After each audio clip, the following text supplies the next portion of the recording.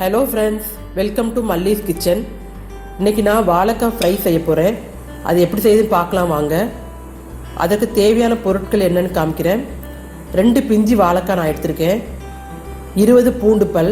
பூண்டு எங்கள் வீட்டில் டேஸ்ட் பிடிக்கும் அப்படின்னால அதிகமான பூண்டு பல் எடுத்திருக்கேன்.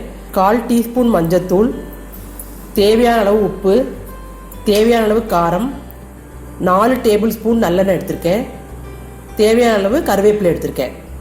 இப்போ எப்படி செய்யலாம்னு பார்க்கலாம் வாங்க. ஃப்ரெண்ட்ஸ், இப்போ என்ன பண்ணணும்னா வாழைக்காவை தோல் சீவிட்டு ஸ்லைஸாக கட் பண்ணி வச்சுக்கோங்க. அந்த ஸ்லைஸ் வந்து ஒரே சைஸில் இருக்கிறது வந்து நல்லது. ஏன்னா அப்போ தான் வந்து உங்களுக்கு ஈவனாக வந்து ஃப்ரை ஆகும். அதுக்கப்புறம் என்ன பண்ணணும்னா அந்த வாழைக்காய் வந்து நீங்கள் கட் பண்ணதுக்கப்புறம் நீங்கள் தண்ணியில் போட்டு வச்சுருங்க. இல்லாட்டி வந்து வாழைக்காய் வந்து கருத்து போயிடும். இப்போ ஒரு மிக்சிங் பவுல் எடுத்துகிட்டு அதில் வந்து நம்ம தண்ணியில் போட்டிருக்கோம் பார்த்தீங்களா, அந்த வாழைக்காவை எடுத்து போட்டுட்டு பூண்டு கருவேப்பிலை தவிர மற்ற நம்ம எடுத்து வச்சுருக்க மஞ்சத்தூள், உப்பு, காரம் எல்லாத்தையும் மிக்சிங் பவுலில் போட்டு வாழைக்காய் கூட கலந்து எல்லாத்தையும் நல்லா மிக்ஸ் பண்ணி வச்சுருங்க. இதில் என்ன பண்ணணும்னா நம்ம 1 டீஸ்பூன் வந்து எண்ணெய் போட்டு அதில் மிக்ஸ் பண்ணி வச்சிடணும்.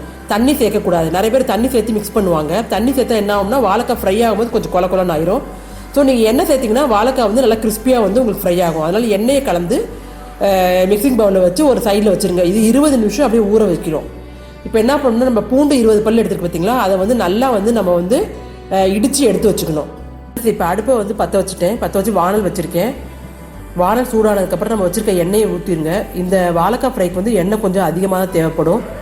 எண்ணெய் கொஞ்சம் சூடானதுக்கப்புறம் நம்ம தட்டி வச்சுருக்கோம் பார்த்தீங்களா பூண்டு, அந்த பூண்டை வந்து போடணும்.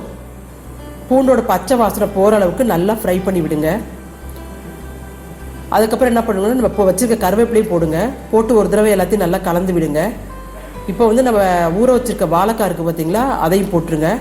போட்டுட்டு ஒரு தடவை எல்லாத்தையும் வந்து நல்லா மிக்ஸ் பண்ணி விடுங்க.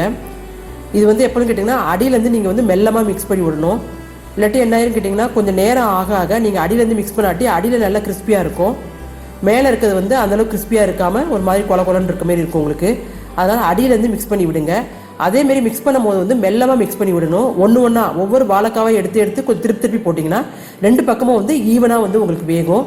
இது வந்து இந்த ப்ராசஸ் வந்து உங்களுக்கு வந்து 20 ஒரு 30 மினிட்ஸ் வரைக்கும் ஆகும். இப்போ வந்து உங்களுக்கு பார்த்தீங்கன்னா வாழைக்காய் ஃப்ரை வந்து உங்களுக்கு ரெடி ஆயிடுச்சு. ஃப்ரெண்ட்ஸ், இப்போ டேஸ்டியான வாழைக்காய் ஃப்ரை ரெடி ஆயிடுச்சு. நீங்களும் உங்கள் வீட்டில் ட்ரை பண்ணி பார்த்துட்டு உங்களுடைய ஃபீட்பேக்கை வந்து எங்கள் கமெண்ட் பாக்ஸில் கமெண்ட் பண்ணுங்கள். உங்களுக்கு இந்த வீடியோ பிடிச்சிருந்துச்சுன்னா லைக் பண்ணுங்கள், ஷேர் பண்ணுங்கள், எங்கள் சேனலுக்கு சப்ஸ்கிரைப் பண்ணுங்கள் ஃப்ரெண்ட்ஸ். Thank you friends.